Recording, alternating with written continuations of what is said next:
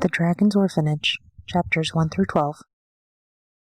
Chapter 1. Serel. The hiss of my sword leaving its scabbard reverberated off the cave walls when a clatter rang from its recesses. "Are you sure the beast is gone?" I asked Forrest for what had to be the dozenth time. I knew I was being paranoid, but fuck it, we were in the dragon's horde and the wizard wasn't exactly reliable. The only reason I continued working with him after several previous disasters was because he did have the uncanny ability to sniff out treasure. He also had a talent for finding it in the worst places. "I told you, the creature hasn't been seen in months. Now stop jumping." "Add shadows and help me get the horses loaded," Boris grunted in frustration, trying to heft a sack of treasure and barely getting it off the floor. With a heavy sigh, I slid my sword back in place and grabbed the bag along with another and slung them over my shoulders. Boris scowled as I stomped toward the cave entrance. "Show off," he muttered. Once in the sunlight, I took a deep breath of fresh air. Tying the bags to one of the horses, I turned to head back when Boris walked out with 4 sacks hovering in front of him. Shaking my head and resisting the urge to ask why he hadn't done that in the first place, I tied the remaining bags to the horses and mounted my own. "Where to now?" "Where? We both have what we came for, a brothel and a good pint await me, and you, whatever it is you do." He waggled his fingers in my direction. I rolled my eyes, but it was no less than what I'd expected. Boris was quick to call me in when there were riches to be had, but just as quick to get rid of me once they were in his possession. "Be off, then. Your whores and bar wenches are pining for you, I'm sure." Kicking my horse into motion without another word, I left Boris behind. Finding an inn to spend the night, I took some time to evaluate my share of the loot. I'd made sure to only take coin because you never knew if some trinket or another was bespelled or cursed. All but a necklace that I thought would look fetching on a particular throat once I had it checked. Taking a small cut for myself, I put the rest aside. The coin headed for a more worthy cause than simply filling my pockets. Zyvir. The stomping of boots thudded in my ears and the smell of humans drifted on the air. The foolish creatures had invaded my home, likely after the treasures hoarded inside. They wouldn't be the first or the last. I tried to rise so I could deal with the problem, but my lids only flickered and my limbs trembled. How long had I been asleep? A few weeks? Months? The loss of time didn't matter, but the longer I'd slept, the weaker I would have become. But even groggy with sleep, I was still a match for a couple of human thieves. That was my thought until I sensed magic. That complicated things. Depending on how strong the spellcaster was, they might be able to put up a fight, especially in my current condition. I tried to lift my wings, but the edges merely slid along the cave floor, dislodging some gold nuggets and sending them scattering. This was going to take some time. I could always find them later. After all, no dragon worthy of the name failed to mark all their hoard. Something the creatures that stole from us never seemed to figure out, no matter how many thieves were caught. Over the following day, as I drank from a nearby pool and ate the creatures that were oblivious enough to scurry too close, my vitality returned. Once I had the strength, I pushed myself off the floor and stretched to loosen muscles gone tight with disuse, my wings nearly reaching the roof of the cavern. Snapping them to my back, I stalked to the section of the cave where I kept my hoard. Taking inventory, there was only a small amount missing in the grand scheme of things, and they hadn't found the cavern where I kept the more dangerous treasures. My nose told me it had been 2, maybe 3 humans at most. At least it hadn't been goblins. Things tasted vile. Deciding to get the chore over with, I stalked to the exit and took flight. The tracking spell I'd put on my possessions would lead me to the thieves in due time. Once I handed down a hearty meal, I would get my treasure back. Chapter 2. Boris. A few days later.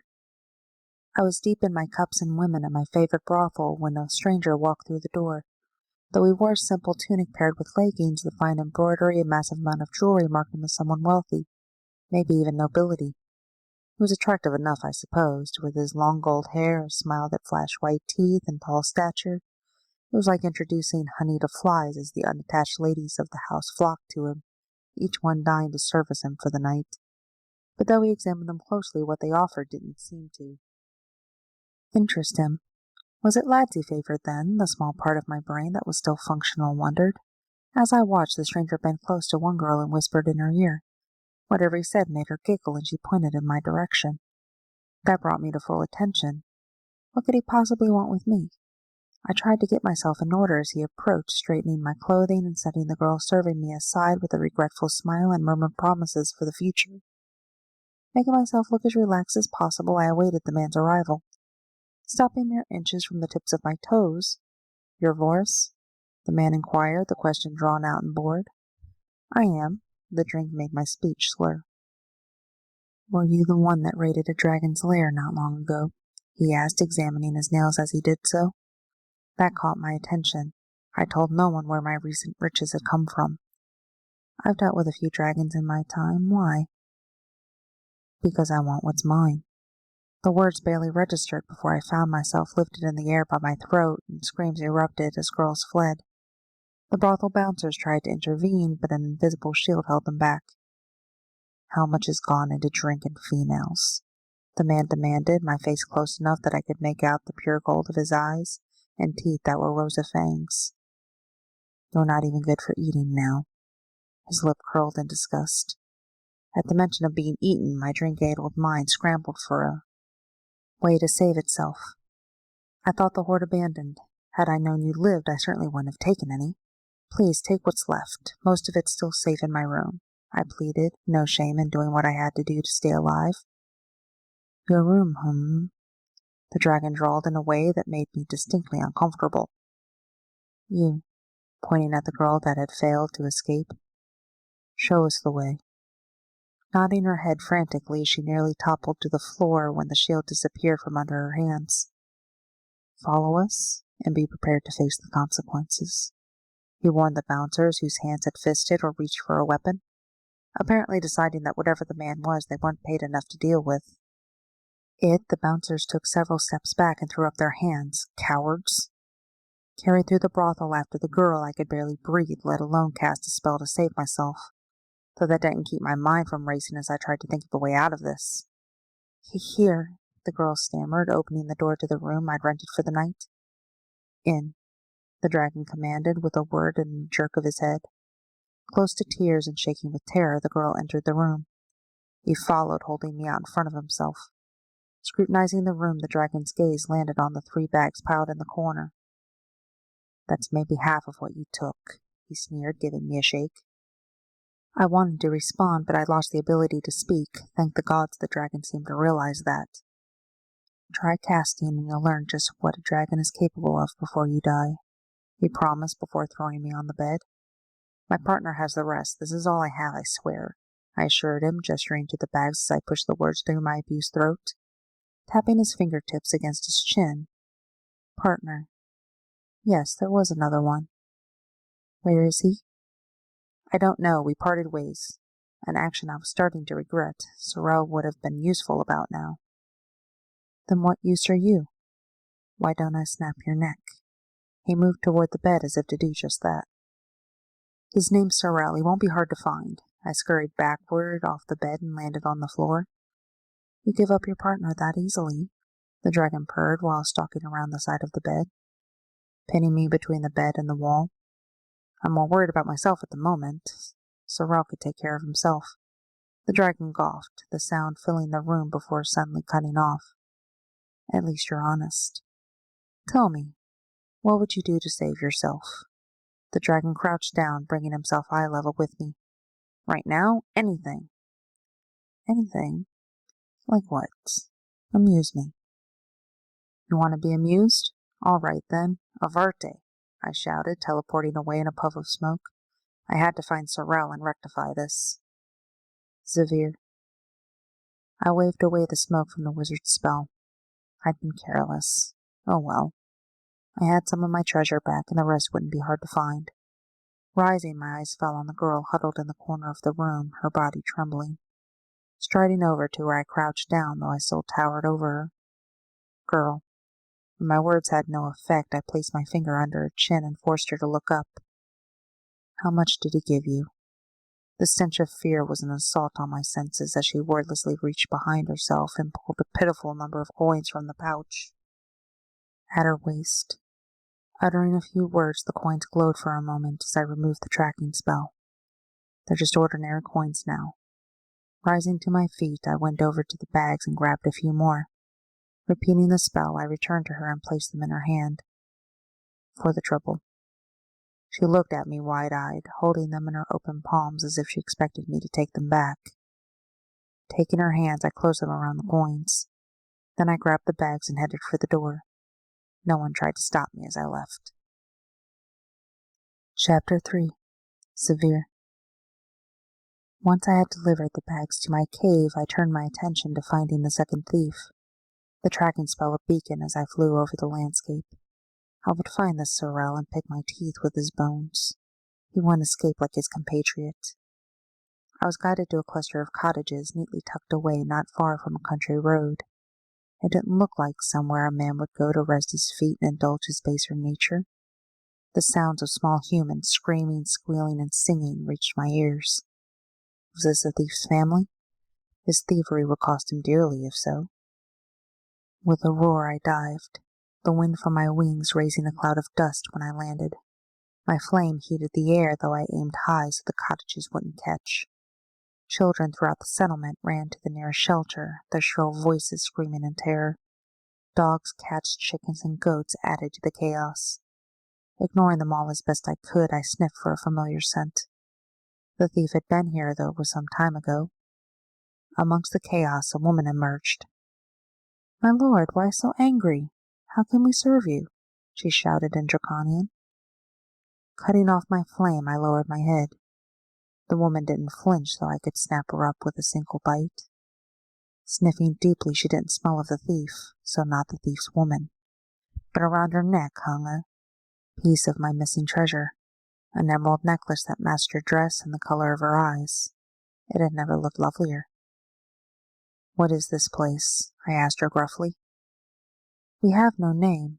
It's just me and the children," her hands clasped together in front of herself and her brow furrowed, though curiously she didn't smell of fear. But there was another scent that interested me even more.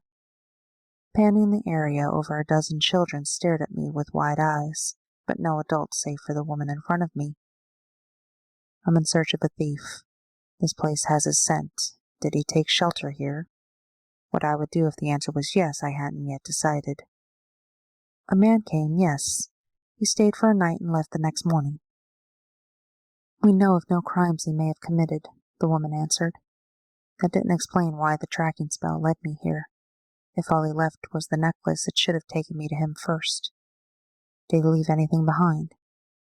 "Yes." Her face dropped in defeat. A part of me was mournful to blacken what must have been a most welcome happenstance, but what he gave hadn't been his to give. "Bring it to me." "Of course. Varel, Mocha, bring those bags left by Sir Serel," she ordered the two older children. That caught my attention. "Did you say Serel?" "Yes, that's what he called himself." With confirmation that my thief had been here, I waited for the children to retrieve my treasure. I'd expected them to return with a small bag of coins, but they came back with 3 bags that they had to drag. Their faces drooped in misery as they did so. This was nearly all the rest that had been stolen. "He left all of this?" "Yes, he said it was to see us into the future. We didn't know it was stolen," she emphasized again. Stupid human. If I'd been a different dragon, the Serel could have cost all these innocents their lives. Though I could see what may have driven him to do it. The children weren't starving, but their clothes were patchworks, and from the smell, they didn't see a bath often enough. The thatch of the cottages was threatening to cave in, and the plaster had long flaked away. Those bags of gold were a trifle to me, but they could change the lives of everyone here. There was still the mystery of this orphanage's caretaker, however.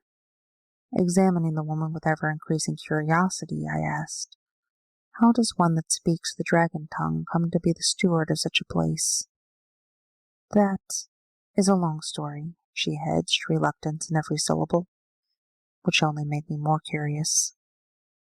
Uttering a spell, I took on my human guise and, heedless of the muck I was walking through, approached until I was face to face with the woman.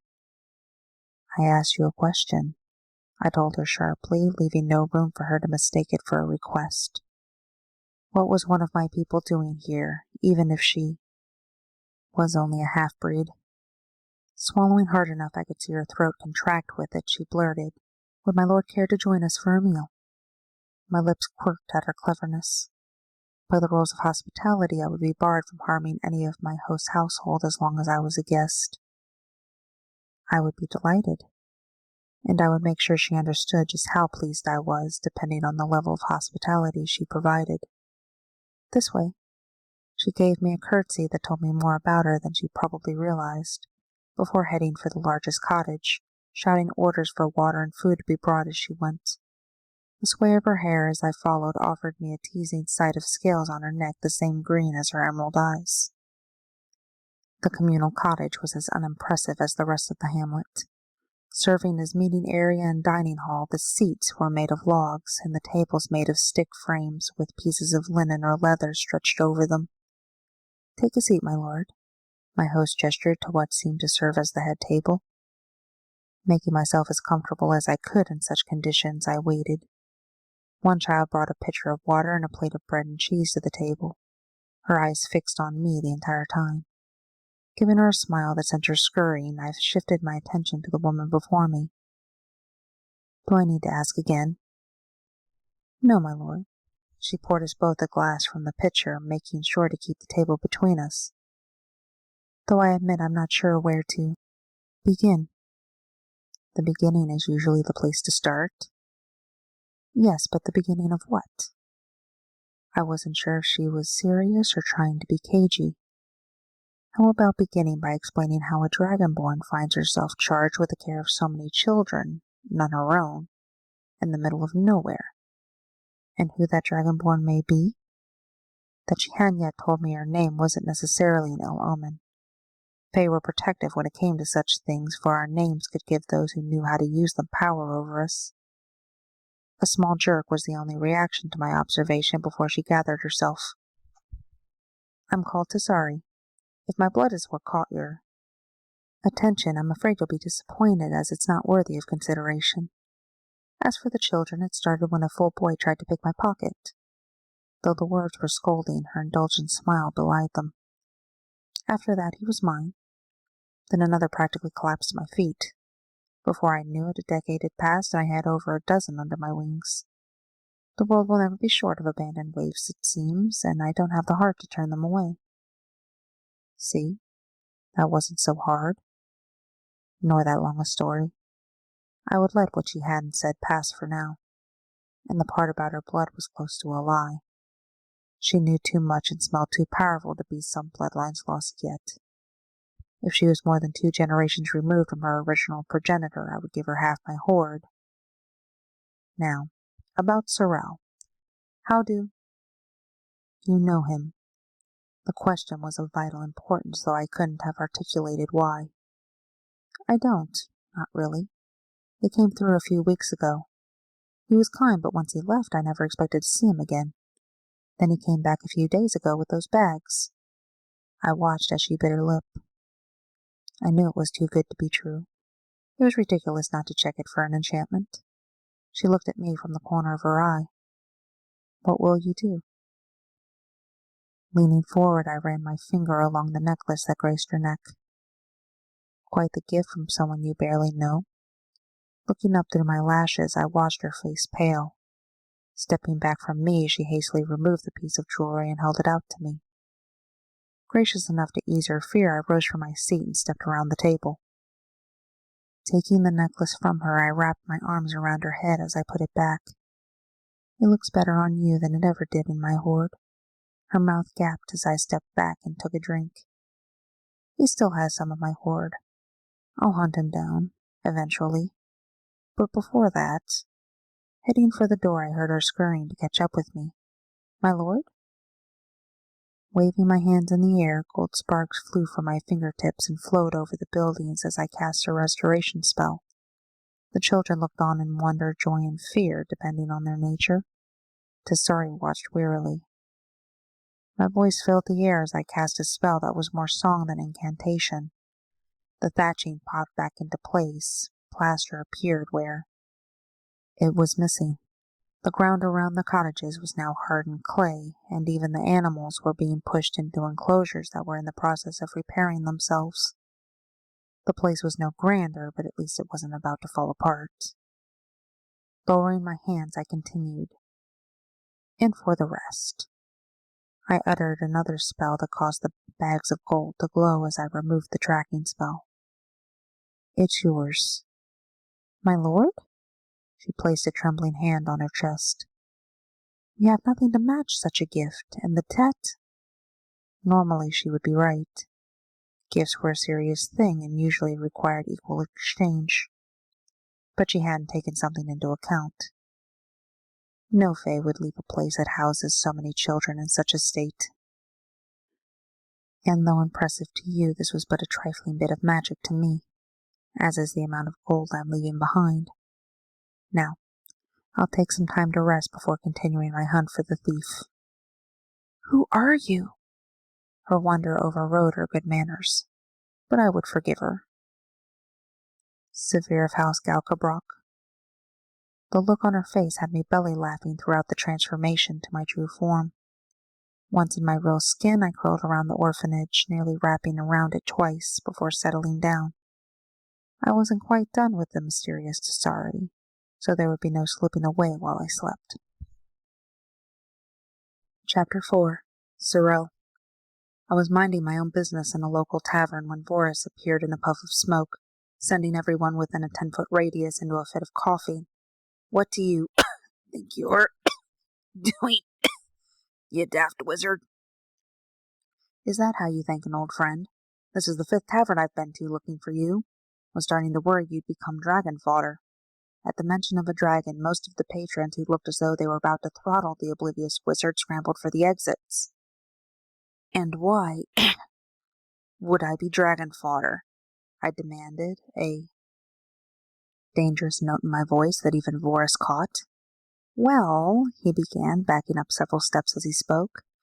It turns out all that treasure we took had a tracking spell on it, and the dragon was most disagreeable when he caught up with me. The dragon. The one you told me was dead. My hand went to where my sword hilt would be. Unfortunately, or fortunately in Boris's case, this tavern had a strict no-weapons policy, and all I gripped was empty air. I was apparently mistaken in that belief. He was careful to stay out of reach as we moved about the dining hall. Do you have any idea what you've done? I roared, even as I gave up on catching Boris and sprinted for the door. Come on, you're going to fix this. Throwing the order over my shoulder as I pushed through the door and mounted my horse. Not waiting to see if Boris was following, I kicked the gelding into a gallop and made for the rundown orphanage I'd given the vast majority of my cut to. If anything happened to the children or to Tassari, I would never forgive myself. We traveled most of the night and into the next morning before I saw where the orphanage should have been. But instead of the small, dilapidated cottages, all I saw was a wall of scales, most of them a gold so pale as to be nearly white, with the randomly placed black scale. Slowing my mount, I tried to assess the situation. Whether the children and their caretaker were alive or dead wouldn't matter if I got myself killed rushing in half-cocked. A few moments later, Voris came clomping up next to me. What's the plan? The wizard asked with a tremble in his voice, but he was here, so I let it go. First we find the head. It's the fastest way to kill it. Dismounting from my horse, I ducked into the nearby tree line. Scouting the situation as best I could with the limited cover available, a gap in the dragon's body revealed that the buildings were still intact, so there was a chance everyone was still alive. And it seemed the head was near the entrance. Now what to do? With the way the beast was wrapped around the orphanage, waking it could cause it to destroy the cottages and kill everyone inside with just the movement of its body. I needed to wake it and get it to move away calmly. All right, here's the plan.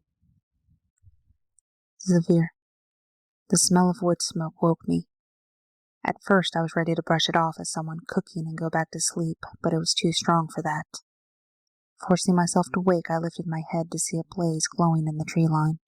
Had one of the children started one and lost control of it? It was possible some had slipped by me while I slept.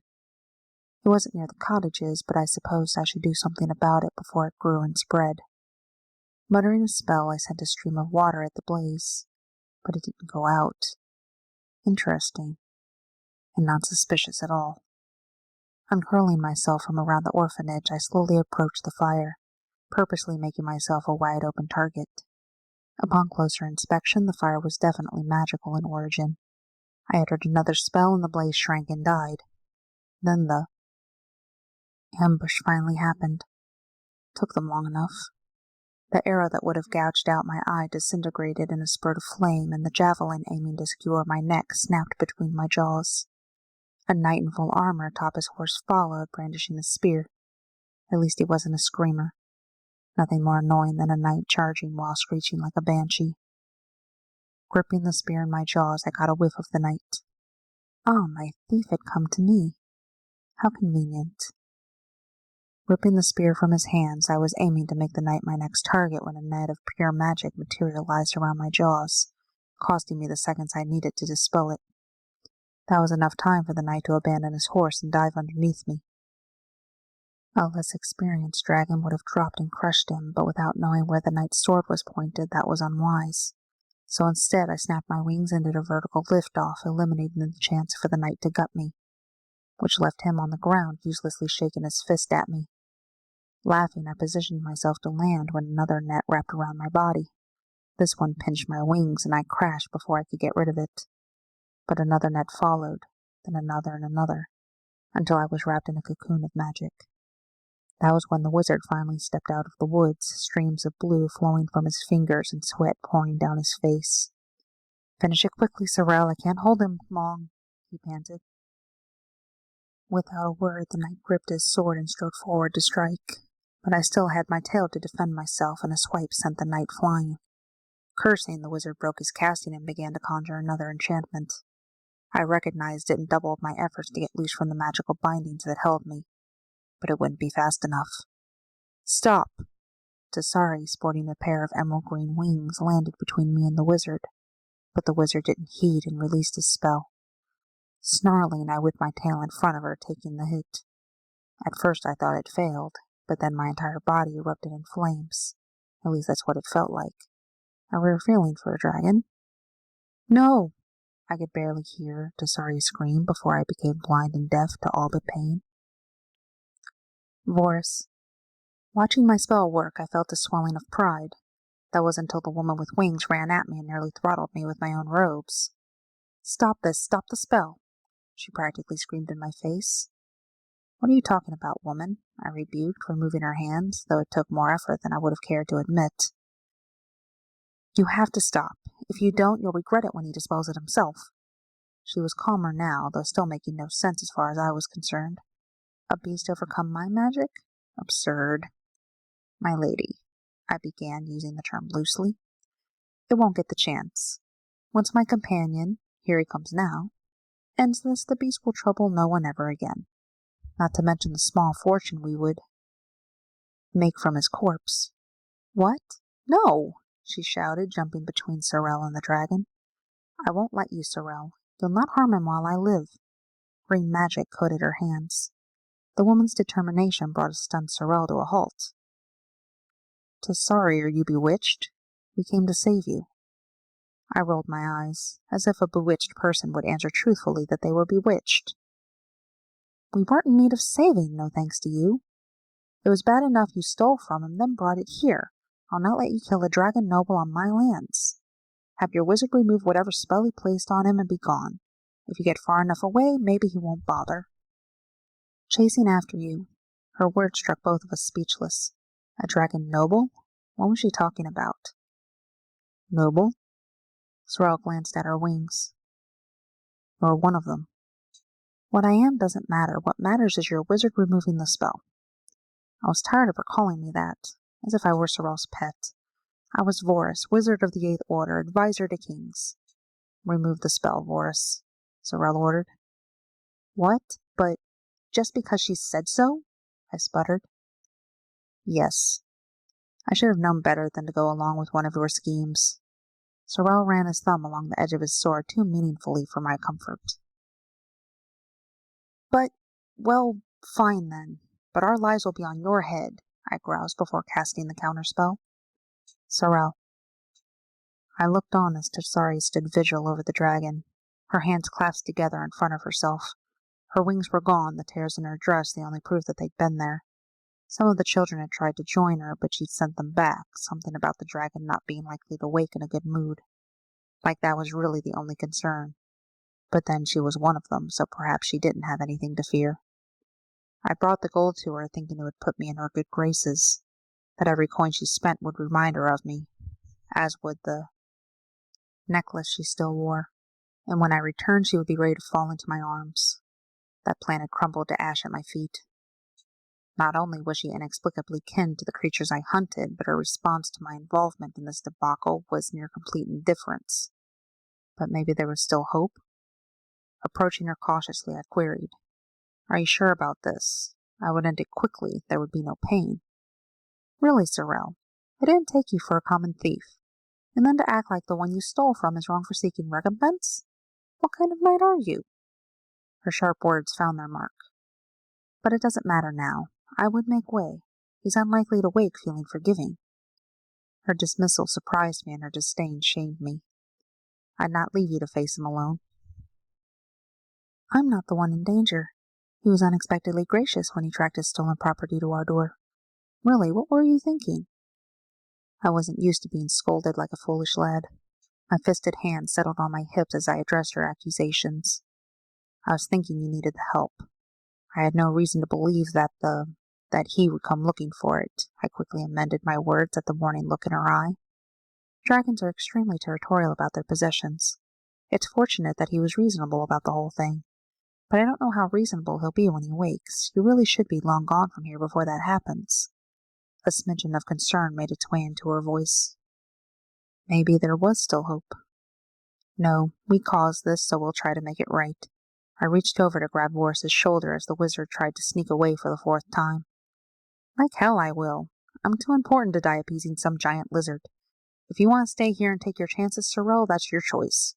The wizard spat before uttering a spell that had him disappearing in a puff of smoke. Cursing through the coughing fit that resulted, I snarled, "If I ever get my hands on that wizard." My words trailed off as movement caught my attention. The dragon was waking. Chapter 5. Zyvir. I don't know how long it took to shake off the after effects of the spell.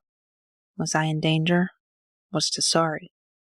Forcing my eyes to open, the first thing I saw was Tassari standing nearby, seemingly unharmed. The second was the knight. A growl rumbled from my chest as I pushed myself up. "No, my lord, all's well," Tassari shouted, jumping in front of the knight.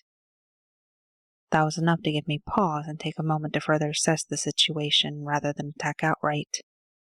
Only Tassari and the knight were present, the wizard nowhere in sight. Growling when the knight stepped forward, the man seemed to change his mind and in a surprising gesture bowed his head. "I owe you the deepest of apologies." Falling to one knee, he drew his sword and presented it. "I will do what I must in order to right the wrong I have done." I would have snapped the knight in half then and there if Tassari hadn't interfered. "My lord, he forced the wizard to undo the spell and stayed when he could have run." "A spell that would have been avoided if not for your interference," I felt compelled to point out, no matter how illogical I knew it was. She flinched but held her ground. "You would have done no such thing. If I hadn't interfered, your heart would be lying on the ground right now." A rumbling growl gave voice to my displeasure and wounded pride. Even if she was right. I turned my head to look at the knight. "I'll decide what to do with you. Later." I didn't like making snap decisions unless a fight was involved. Taking on human form, I turned my attention back to Tassari. I wished to rest somewhere quiet. Every part of me hurt, and all I wanted was to sleep. "Of course, this way." On our way back to the orphanage, I noticed that she'd slowed her pace to match mine. Behind us, the knight followed at a distance. She ushered me inside one of the cottages. "Give me a moment, and I'll bring extra bedding so you'll be more comfortable. I'll make sure the children don't disturb you." A shadow stretched into the room as the knight took up space near the door Tassari had just exited. I always thought dragons were just beasts, no different from a lion or a bear, just bigger. If that was supposed to be some kind of apology, it was a lousy one. Then you learned something new today. Hopefully it won't go to waste. Making my slow way to the bed, I sunk to rest on its frame. The human continued to stand there. "Go away. I don't know what mind I'll be in when I wake, but right now, it's taking effort not to rid this world of you." It was all the warning the human would get. "I'll leave you then. We'll talk when you've had time to recuperate." The knight wisely took himself off, leaving me alone. When Tassari returned and plumped the bed, I may have acted weaker. than I was just to feel her hands on me. But once I was tucked in and comfortable enough to suit, I quickly fell asleep. Everything else would just have to wait. I woke to the sound of childish laughter and the bright light of day. For a moment I was confused why I'd woken in a human body and in a bed. But the events of the previous day, or was it today, quickly came back to me. The thieves, the orphanage, Tassari. Pushing the blankets away, I stood and stretched to work out the kinks. I hadn't slept in so uncomfortable a bed since I was a hatchling, but given my surroundings, I hadn't expected more. Once sure everything was in its proper place, I went looking for my host, dodging children and animals as I sought her out. The sound of Tassari's voice drew me. "You don't seem to understand, Serel. You don't tell a dragon to do anything. You can ask, convince, manipulate, even bribe, but attempting to tell or force them is futile." "So how are you going to get him to leave?" the knight's voice followed. My hands clenched as I resisted the urge to march in and wring his neck. Why would I want him to leave? He's welcome to stay as long as he wants. Tassari's declaration made me want to purr in satisfaction. Because he's a dragon? As if that should be reason enough. Exactly. Who's going to bother us with him nearby? So as I said, he has a place here as long as he wants it. The thought that she considered me some sort of guard dog pricked my pride. How are you connected to dragons anyway? I don't understand. I heard her sigh. Yes, just how are you connected to dragons? I wondered, waiting impatiently for her to answer the knight's question. I have a touch of dragon blood. As you can see, they're able to take human form when they wish, along with all that comes with it. So a dragon lays with a human for a little sport. They call us dragonborn. So how do you know so much about dragons if you were raised by humans? Why would you assume I was raised by humans? She pointed out, and rightly so as far as I was concerned. You were raised by a dragon? The knight's voice rose to an impressive octave. Why so shocked? Then, why would you care for human children? They're not all human, but what does that have to do with anything? Deciding that this was my opportunity, I spoke up. Yes, what does that have to do with anything? I stepped into the room that appeared to be used for preserving food. I smiled when the knight reached for his sword hilt. I'm still cross with you. Don't give me an excuse. Stepping over to Tassari, I took her hand and placed a kiss on her fingers. My lady, your patience is outshone only by your generosity. And that was no empty flattery. This woman was beginning to impress me, and that wasn't an easy thing to achieve.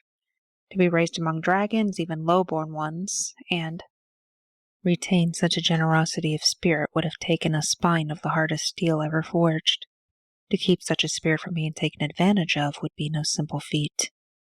And why was I thinking as if I meant to stay?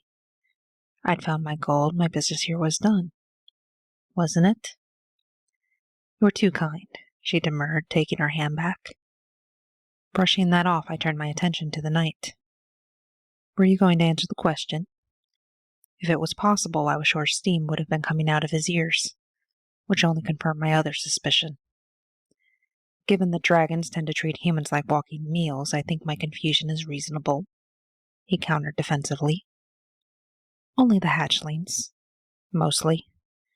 By the time we reach our second century or so, our tastes become more discerning, though that doesn't stop us from taking advantage when one willingly presents themselves. I ripped the knight, flashing a smile full of sharp teeth. Serel reached for his sword again. Would you please stop antagonizing him?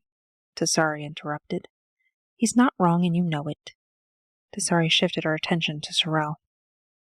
Children are precious to most fae, even human ones, because it's so rare to produce our own. There are exceptions, of course, but generally children are as safe around us as they would be around any human. Then what about all the demands for virgin and baby sacrifices? Serel demanded. I coughed. Ignoring me, Tassari set out to explain. Have you ever seen a sacrifice eaten? She asked pointedly. Well, no, but villagers have seen them taken. Yes, taken. It's a deception.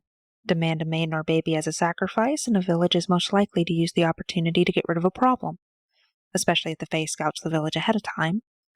Those children were likely taken and given a life far better than the one they would have had. But you can't guarantee that, Serel pressed. Of course not, but the fact that their village was willing to give them up doesn't speak well for what they were leaving behind either, she countered, defending the practice beautifully. The knight couldn't seem to think of a response. You must be hungry. Should I get you a plate and some water? She asked me. That would be most welcome.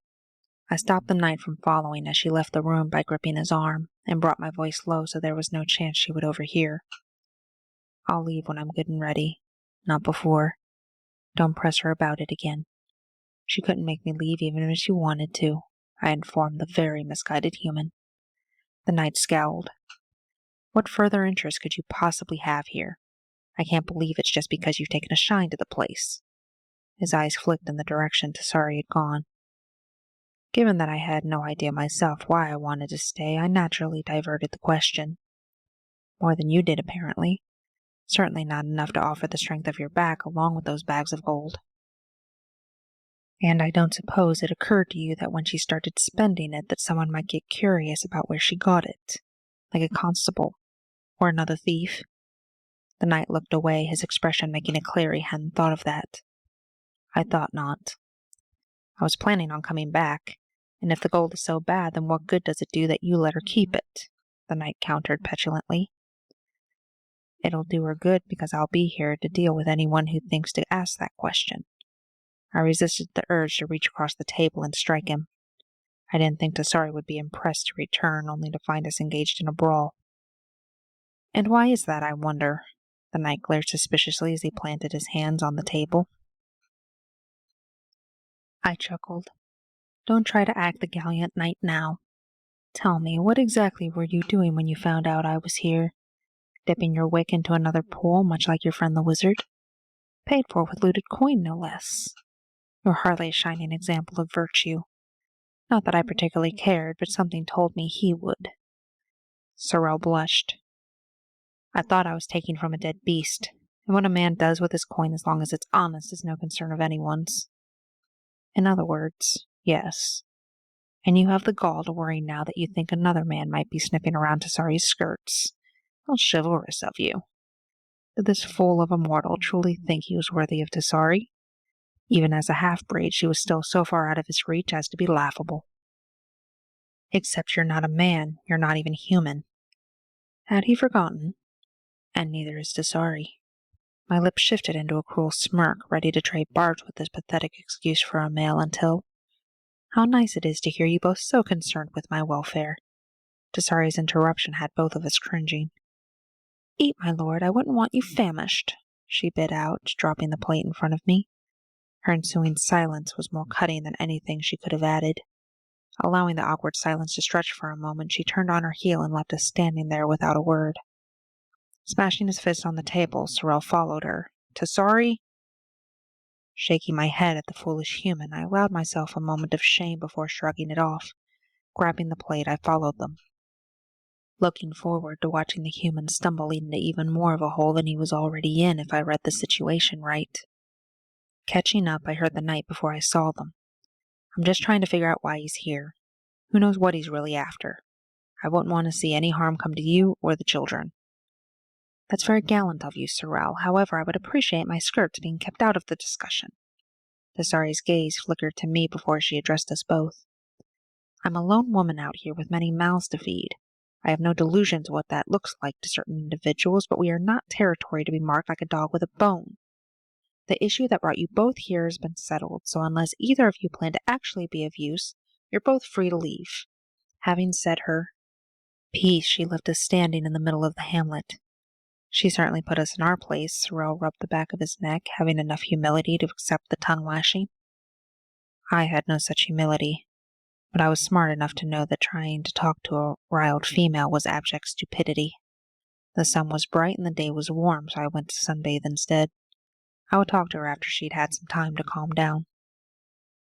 Chapter 6. Serel. I wanted to go after Tassari and apologize, but followed the dragon instead. At first I thought he was leaving, but once outside the orphanage he shifted back to a dragon and laid out, his wings spread to soak up the sun. Tassari had a point. Only a moron would think to cause trouble with him nearby. But now that he was out of the way, maybe I could take advantage of the opportunity. I found her coordinating the storage of the foodstuffs they'd harvested that day. The orphanage produced its own food from the animals in an expansive garden. She'd explained that kept the children busy and gave them a skill they could use once they were old enough to leave. It also kept them from starving to death. Though the gold would make it so starving was no longer a concern, the other reasons were still valid. When I'd spoken to her, she'd mentioned getting some books and giving them a better education, maybe even sending some of them to apprentice with a master. All because of the gold the dragon let her keep. The fact that I'd given it to her first wiped out by the unexpected gesture. With her scolding from earlier still ringing in my head, instead of trying to draw her into conversation, I began helping with the storage. We worked side by side in silence for a while until everything had been put away. Deciding this was as good time as any, I broke the silence. I owe you an apology. I took liberties I hadn't earned. I appreciate that, Serel, and I know you may not believe me, but we truly are safe with his lordship here. There's no obligation to stay. I searched her eyes for some hint of what she was thinking, but as far as I could tell, she had no desire for me to remain.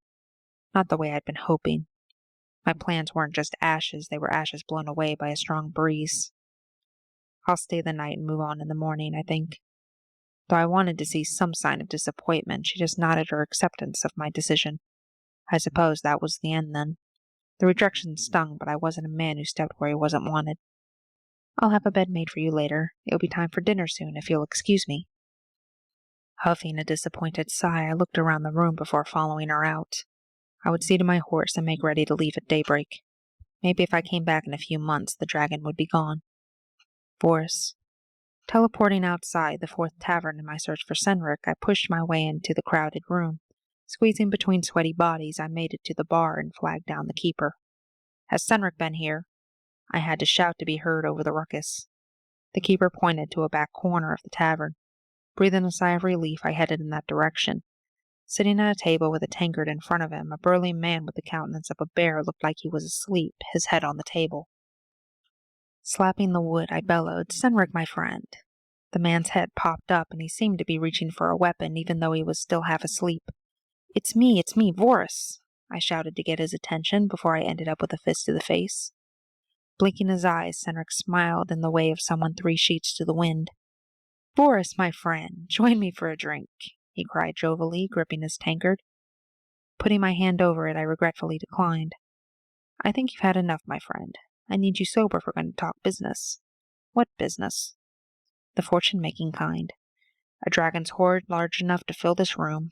All we have to do is deal with the beast." This time Senric's grin had a predatory edge, the appearance of intoxication gone. "Tell me more." Chapter 7. Tassari. I didn't know what I was going to do. 2 days ago my life was an uneventful toil of daily drudgery. Hard, yes, but uncomplicated. Now circumstances were moving in a direction that was both welcome and terrifying. I had a knight wanting to court me and a dragon whose motives weren't entirely clear. But for the first time in recent memory, my home wasn't on the verge of falling apart. I had all the funds I needed to give the children a better life, and I hadn't had to sell my soul to do it. A part of me felt guilty for not revealing to Zyvir what exactly he was stepping into when he gave me that gold.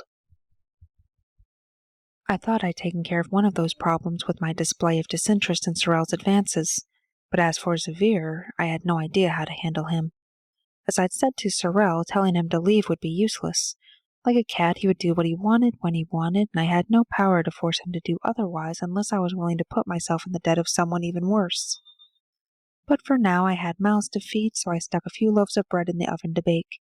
After making sure Tifa was cutting the vegetables for the stew small enough, I finished chopping apples and peaches.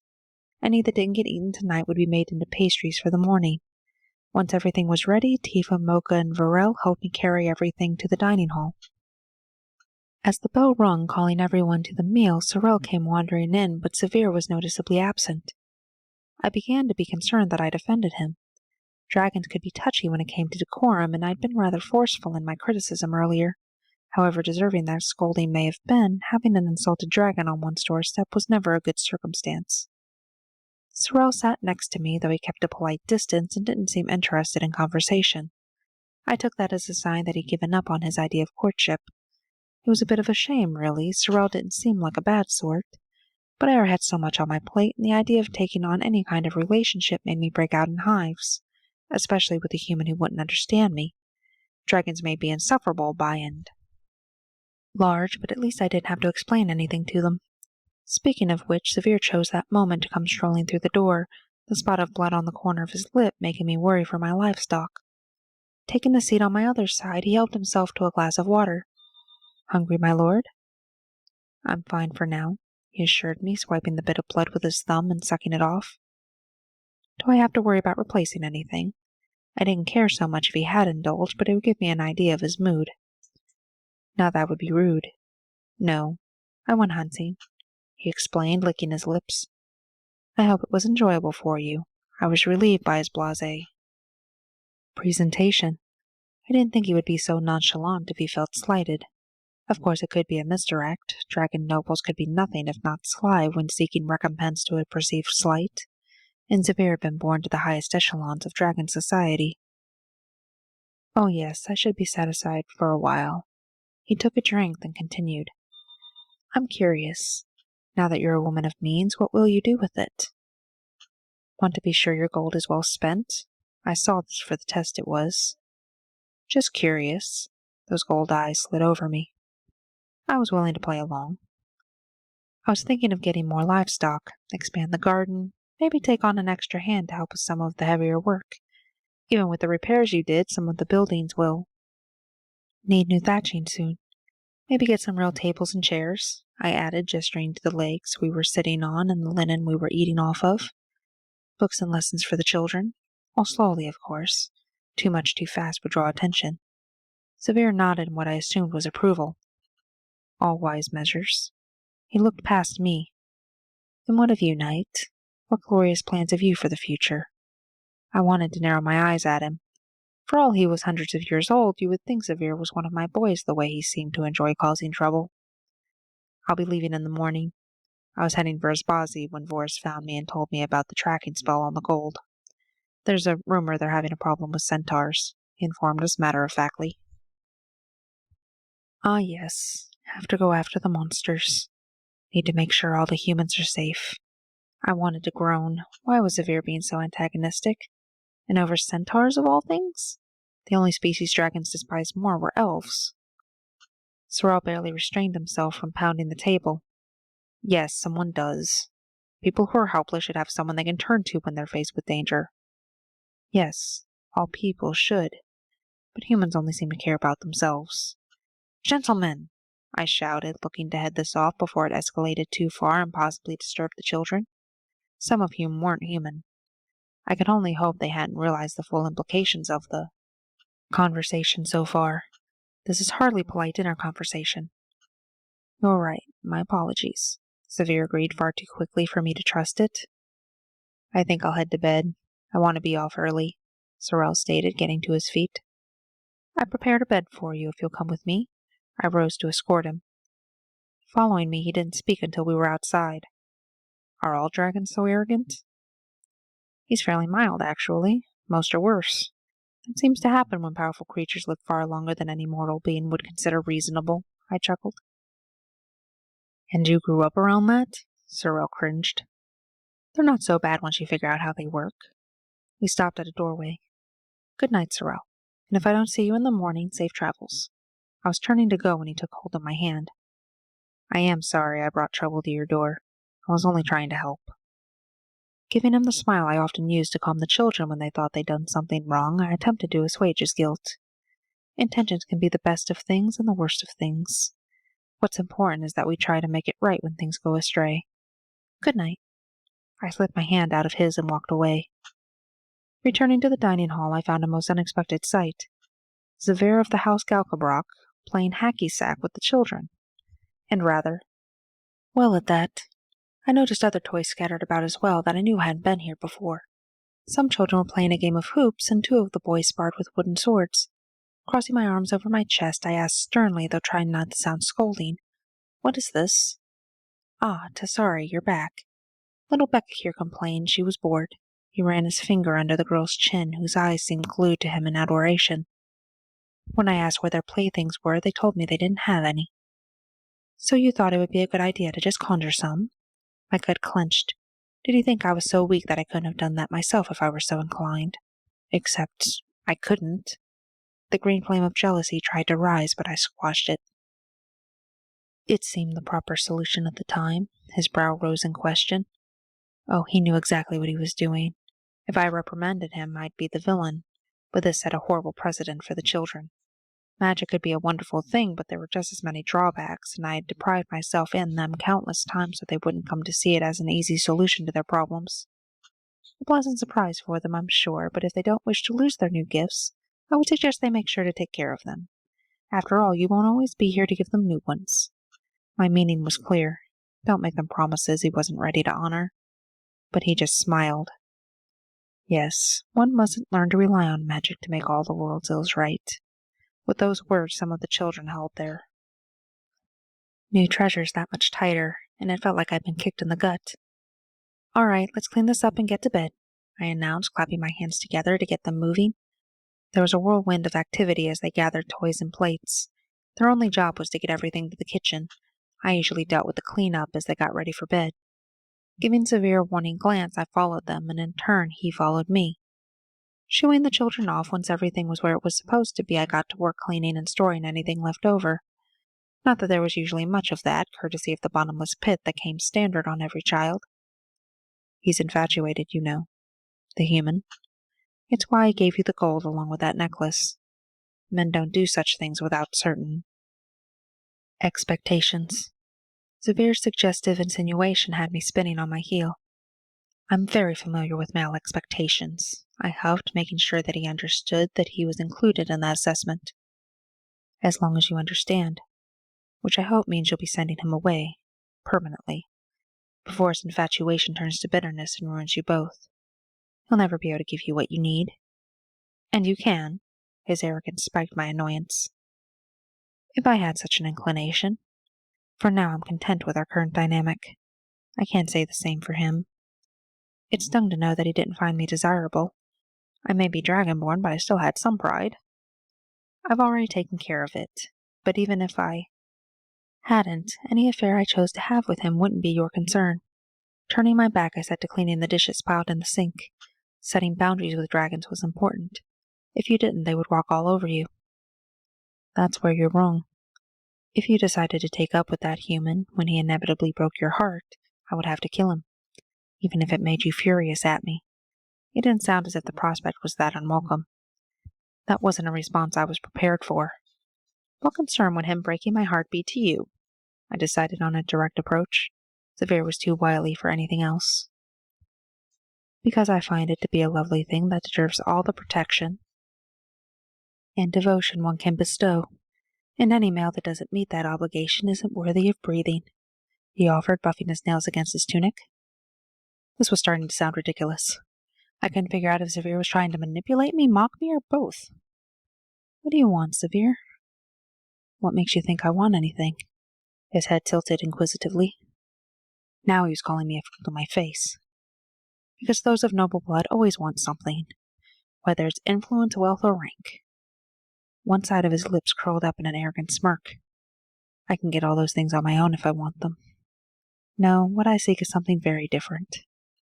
What could you possibly want that you think I can provide?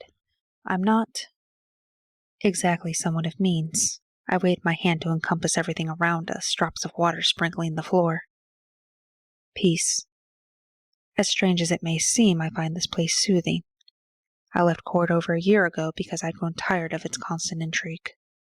So tired that I fell into a months-long hibernation before those two idiots woke me, though I suppose I should thank them. I wasn't sure I believed him, but something about his story rang true. And what would you be exchanging for this extended hospitality? Even though I'd been the one to make the initial offer, the rules didn't allow a guest to abuse the hospitality of their host, and the golden magic didn't count since he'd already declared those gifts for the children. With this many little ones, an extra pair of eyes and hands must surely be of value. I also imagine it gets lonely out here. I doubt the children, as lovely as they are, provide much as far as stimulating conversation.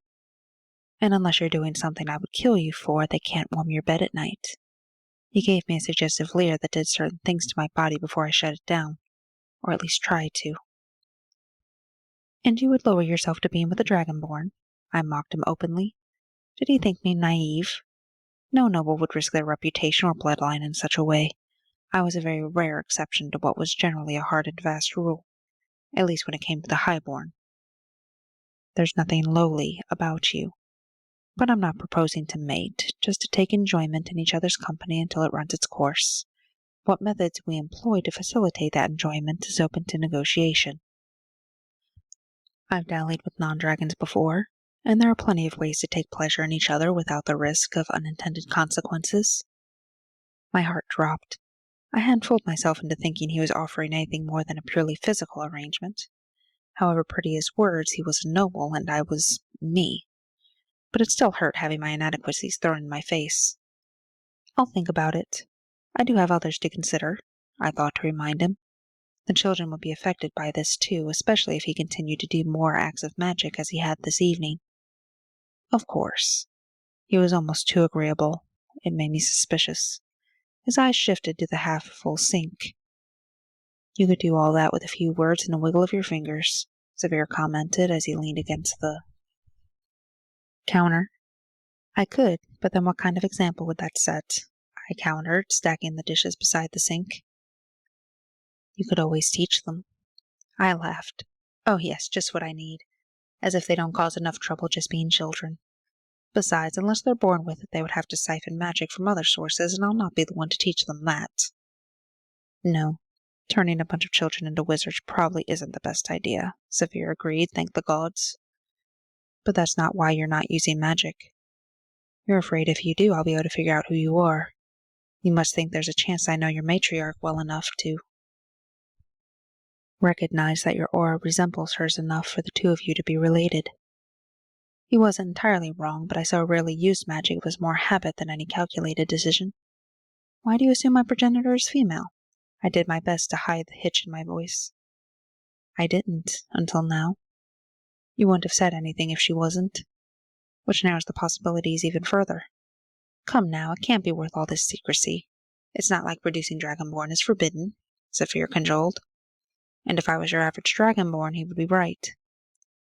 No, but she doesn't like us advertising it either. I could use my authority to order you to tell me.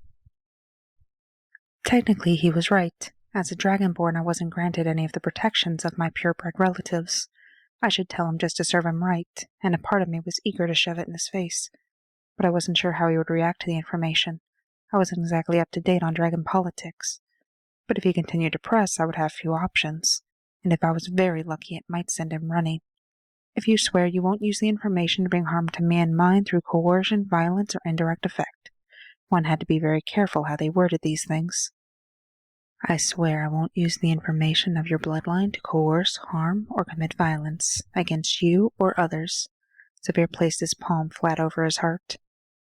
Figuring that was as good as I was going to get, I decided to roll the dice and let them fall where they may.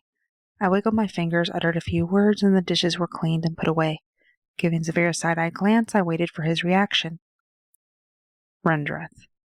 Your matriarch is Rendreth, the third in line for the throne of the entire Celestia Empire. He bent over, laughing, the sound somewhere between amused and self-deprecating. Here I thought you were some lower noble's cast-off. Instead, you're practically royalty. He slapped his hand against his thigh, popping his head up. But this does make me question. She's known to be almost fanatical in keeping her brood close. So why would she allow you to live out here alone, unsupervised, and unprotected? I turned away so he wouldn't see my face. I may not strictly be living here with her permission. I found Zyvir stiff when I turned back. I'm not doing anything she expressly forbid, I was quick to point out. I may have just left one day and not told her where I was going. He wiped his hand across his face. You realize in all likelihood she knows exactly where you are and what you're doing. Of course, I haven't been trying to hide. I just didn't want her telling me no when I decided to leave. If she cared, she was free to send someone to fetch me any time in the last 2 decades. She hasn't. All true as far as it went. Renda's pride hadn't yet permitted her to have me brought back kicking and screaming. She wanted me to return willingly, preferably on my knees. Little did she realize she would receive my rotting corpse first. With a heavy sigh, your logic tracks. So should any of this come crashing on my head, I expect you to mitigate it. And I'll be staying until I can confirm she knows you're here and approves. Staying? The word stuttered out of me. Don't sound so happy. I can be useful, and I'm not that bad to have for company. But I couldn't think of anything to object to. He'd taken the news of who I was better than I expected, and he'd already been angling to stay for whatever reasons of his own. I supposed I should count myself lucky that he hadn't grabbed me and flown off. It did chafe that he would go running to Rendreth to make sure I was being a good little girl, but I'd expected nothing less. No noble would pass up a chance to get into her good graces, but if he thought he was going to get anything out of it, he was in for a disappointment. The only worry I had was how much of the situation would she reveal to him. I'd advise you to just accept it for now rather than burn your brain trying to think of a way to get rid of me, he prodded, misinterpreting my silence. Rolling my eyes, I agreed.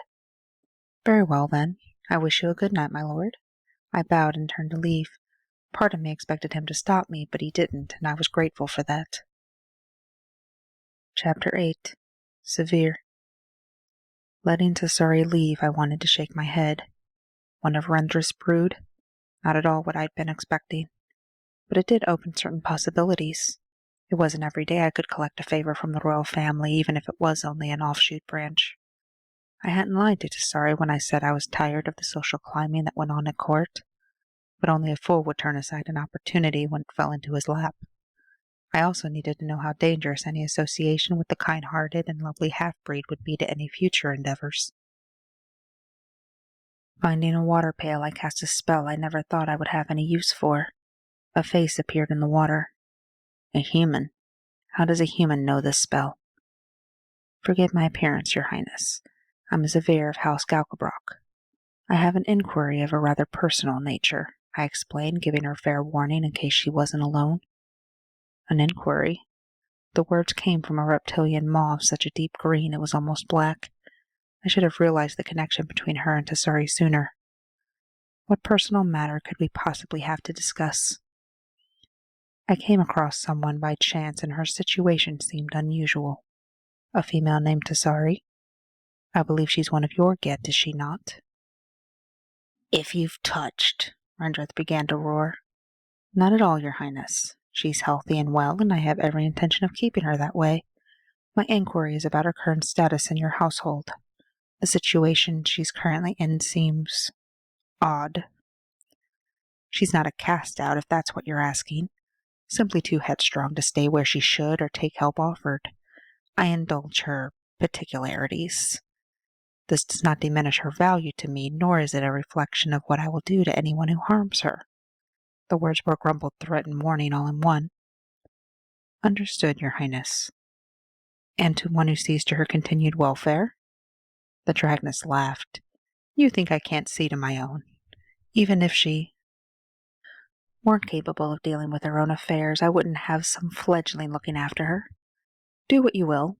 Just know what price you'll pay if anything should happen. With that, the water went back to clear. Frowning, I tried to analyze the conversation. Tassari wasn't out of favor with her matriarch, but the dragoness didn't seem particularly concerned about her either. At least, not enough to send guardians or have her retrieved. She also didn't seem to consider me a threat. I wasn't, but I didn't like that she might know that, or at least have that assumption. Then there was the unspoken threat of consequences should anything happen to her in my presence. So what should my next move be? I'd found my gold, and the mystery of who Tassari was had been solved. By all logic, I should cut ties and move on. But despite that, I had no desire to leave. Something about this place relaxed me, and despite what I'd said, which I knew I would eventually have to make amends for, my interest in Tassari wasn't entirely platonic. But those were hardly reasons to establish this place as my territory and claim all those in it as I had the inexplicable desire to do.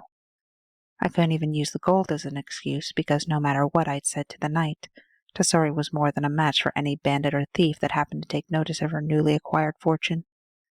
Was it ego? Did I want to see the result of my magnanimous gesture?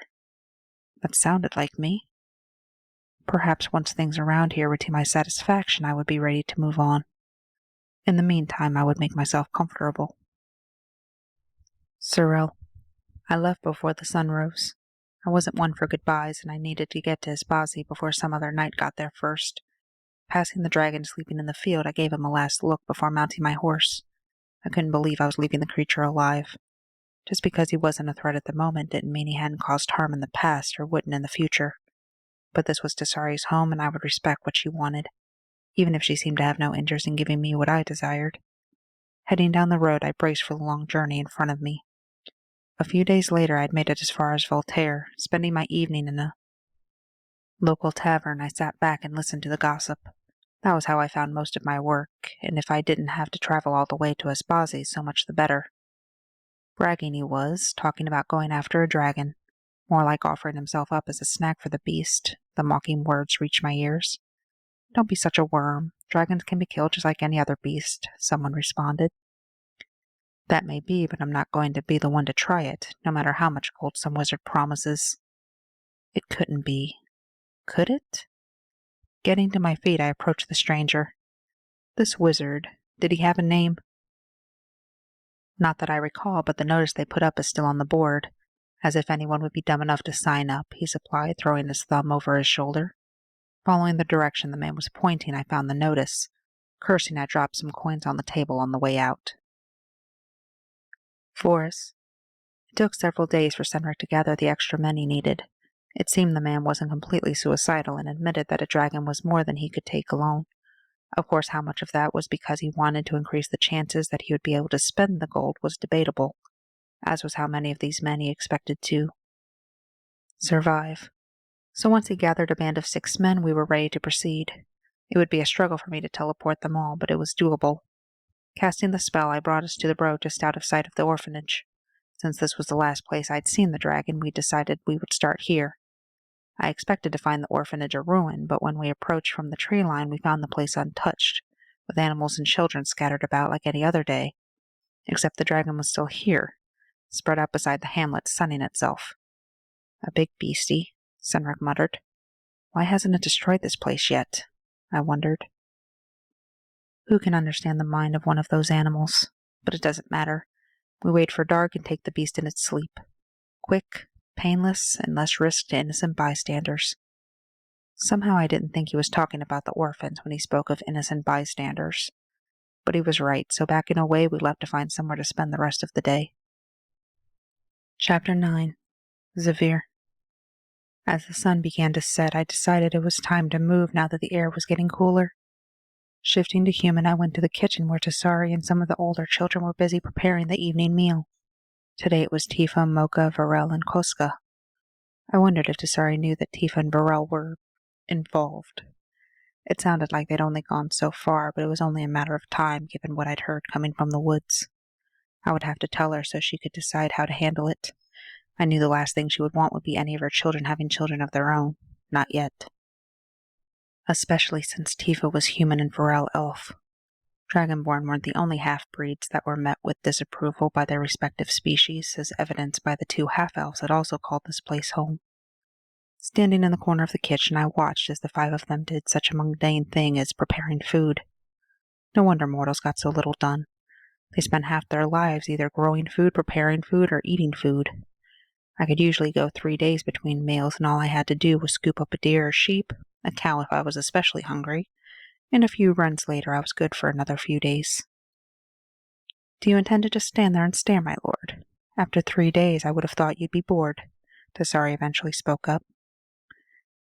"Yes, I find this absolutely fascinating," I told her truthfully, crossing my arms over my chest and leaning harder against the wall. "I'd be happy to give you a first-hand experience." Was she suggesting I should dirty my hands with cooking? I'm quite happy being a casual observer at the moment. Then please be a useful casual observer and go grab some flour from the storage room. I'll need it to make some pastries for breakfast, she instructed, her purpose made clear. I was trying to think of a way to decline when I felt a tug on my trousers. Glancing down, young Becca was looking up at me with a gap-toothed smile. "Pastries?" She had become a second shadow since the night I conjured toys, a behavior I hadn't done anything to discourage, and I may have given in to the occasional demand since then, a silent agreement between us that Tassari was to never know. "All right. I agreed, patting her head as I left the room. It wasn't dark yet, but the sun's light was fading fast. Finding the flour sacks in the storage cottage, I selected one and headed back to the kitchen. I thought I caught the faint whiff of something familiar, but it came and went so fast I couldn't be sure. But it left a tingle in the back of my mind. Dropping the sack near Tassari, "Your flour?" I gestured to the sack, giving her a self-satisfied smile just to see how she would react. "You should feel proud for accomplishing such a dreaded task." Sarcasm dripped from her tongue as she took the bag and ripped it open.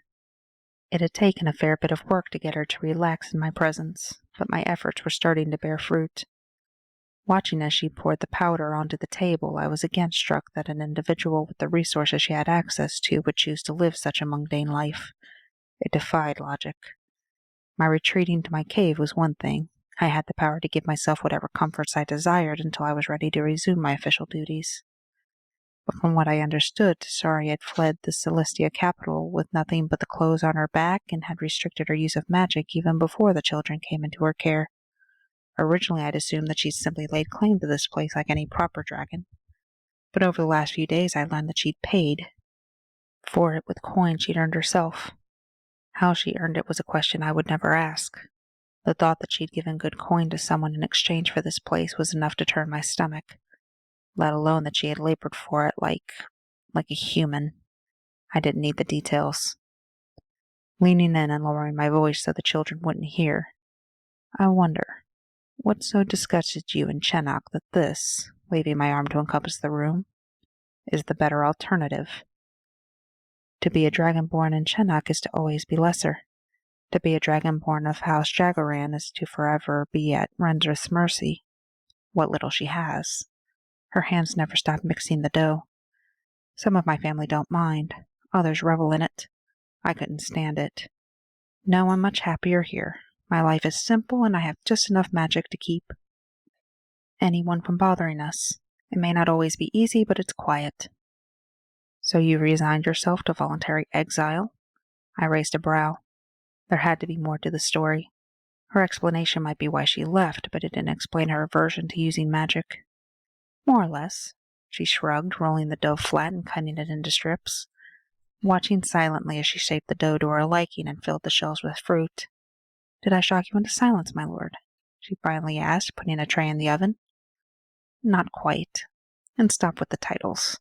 If not for an accident of birth, you would outrank me. It does make me wonder, though. Why did you need my gold? Even if you had no desire to live in Chenak, Rendreth gave the impression that she would send you anything you needed. I couldn't really say that for certain, but I was interested in how she perceived her own standing in her matriarch's eyes." She laughed. "Nothing from a fae comes free, you know that." "Oh, she would have sent it, but the price she would have demanded would have been far too high." "What price could she demand that's worse than—" I gave the kitchen a disgruntled once-over. "This." It was in better condition than the rest of the hamlet, since most of it was constructed of stone, but the walls were bare with chips in the stonework, and sunlight came through holes in the thatched ceiling. The stench of fear bellowed. It was only for a moment, but the rancid smell stuck to my tongue, and it was enough to snap my attention back to her.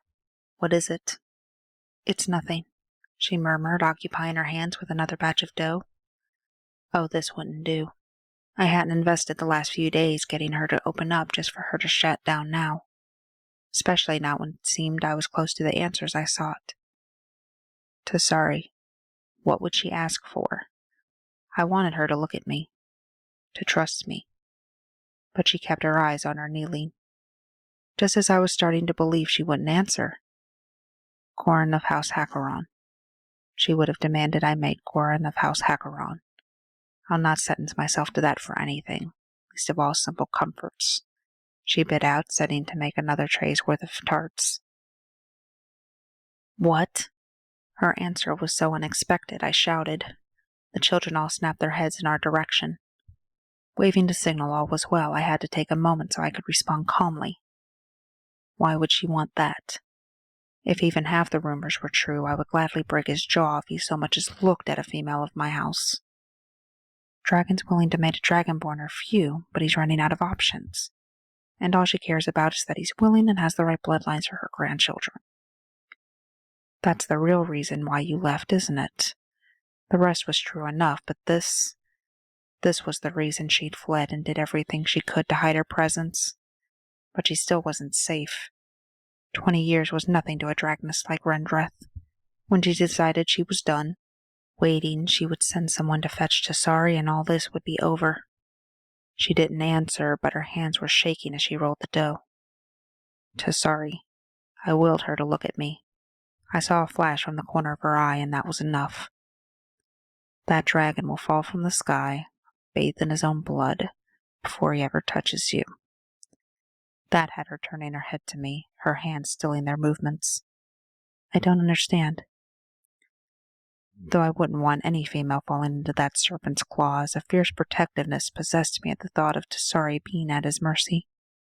The one who tried to save my life when most would have looked the other way, who loved to spend her time cooking and digging her hands in the soil, who read the children's stories at night and kissed their cheeks when they cried. I would rip him apart if he so much as breathed the same air as you. Why? Because you're mine. That was all I had, but it was all that mattered. Tassari lowered her eyes and gave the shallowest nod of her head in understanding. An agreement struck in the silence. Chapter 10. Zyvir. With no outlet for the hostile emotions triggered by the very idea that Tassari could have ended up mated to another male before I ever knew her, I grew restless as they finished preparing the meal. When I noticed the children were often looking up from their work to watch me pace, their expressions weary, I tried to calm myself for their sakes, but my efforts bore minimal results. Finally, the meal was ready, and they gathered the trays to carry them to the dining hall. Call the others, Tassari instructed Serel when the boy was about to snag a roll from one of the platters. With a sheepish grin, he ran to the doorway and rang the bell that hung there. Taking what had become my customary seat, I waited as the 16 children that called this place home filed into the room. Over the last few days, I'd been slowly integrating myself into their daily lives, teaching the littlest ones their numbers and letters, showing the girls how to deal with males, and training the boys in what I knew of combat. Lessons not always appreciated by their guardian, but she hadn't made any mention of me leaving, so I'd taken that as silent approval despite the occasional scolding. Now that the question of my status here was settled, we would have to discuss what my role as far as the children would be. But that could wait until she'd had a chance to adjust to the change. Throughout dinner, I found myself shifting in my seat constantly as the restlessness refused to ease. I eventually rose to my feet. I think I'm going to go for a flight, but I'll return before dawn.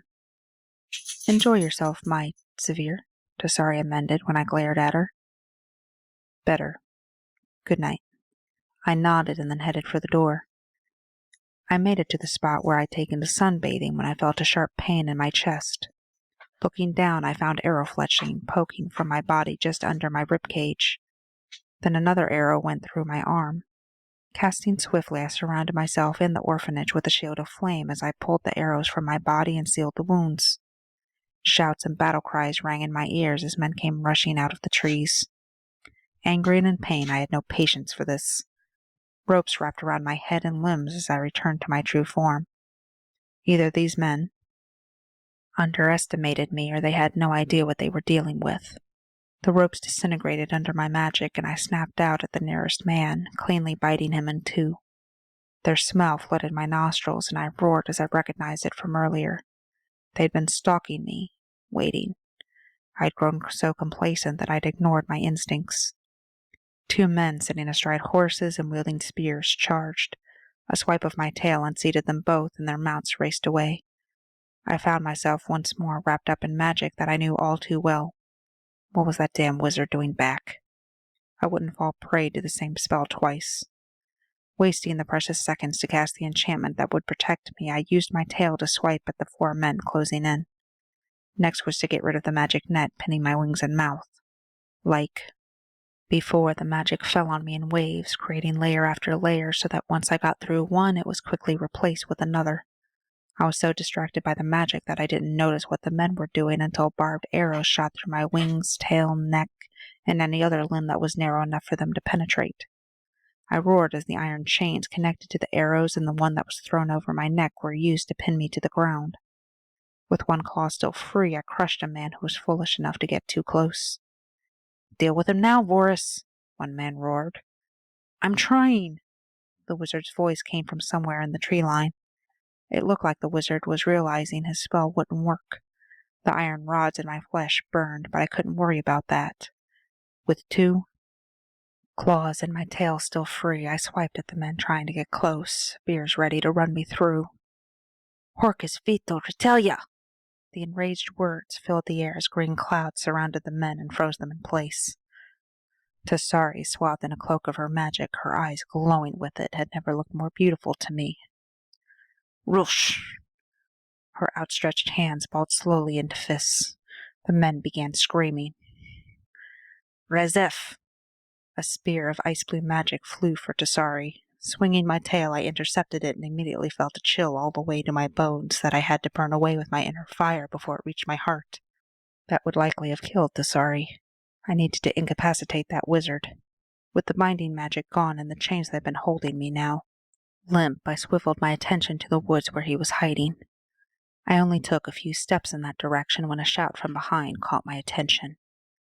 With a sinking feeling in my gut, I turned my head. Still surrounded by her magic, Tassari now had a knife to her throat, held in the grip of a man who'd seized her from behind. Release my men and get the dragon to stand down, he screamed in her ear. Why would I surrender to those who obviously wish to kill us? I hope the dragon picks his teeth with your bones. She gritted out, her hands closed tighter, and the men screamed louder. Stop or I'll slit your throat, he ordered, a drop of blood sliding down Tassari's neck.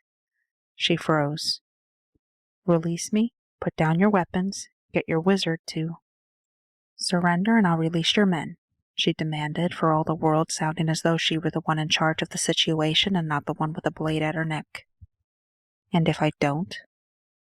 I'll crush your men and suffer the consequences, she promised. The man's smile was far too satisfied for my liking. Crush them all you like, they're just hired thugs. I can find more. His words brought protest from the imprisoned men.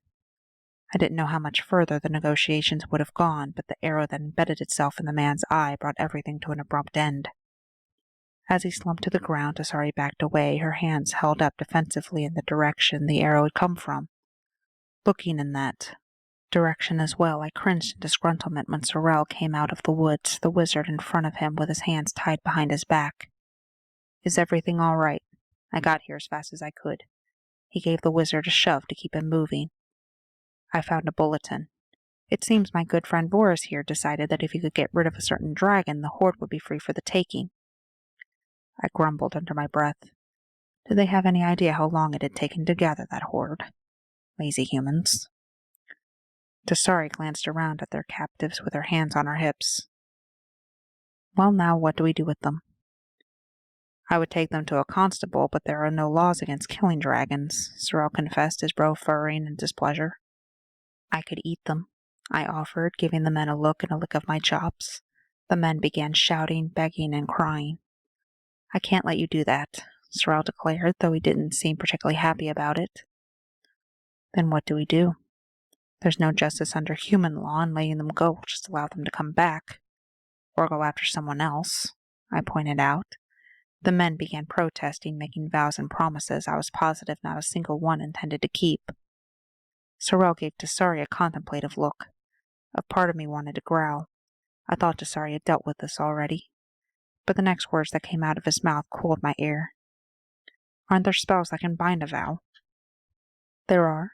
She seemed to understand what Serel was getting at. I had my suspicions, but I didn't like where this might lead. Then why don't we just make them swear never to return and send them on their way? And what of the next person they go after? I argued. Can't we make them swear not to do that either? Tapping her chin with a finger, Tassari acknowledged. I would have to word it very carefully. Huffing in annoyance, I resigned myself to the high probability that these men were likely to leave alive. Though I'd come to appreciate Tassari's kind heart, it did have some drawbacks. Well, while you think about it, if I could get some help with these. I flexed my wings so the chain would sway. Oh yes, forgive me. Tassari shifted her attention to my predicament. It took a minute and no small amount of pain, but the arrows were eventually removed and a touch of magic sealed the wounds. I think I have it. Tassari declared, tossing down the last arrow.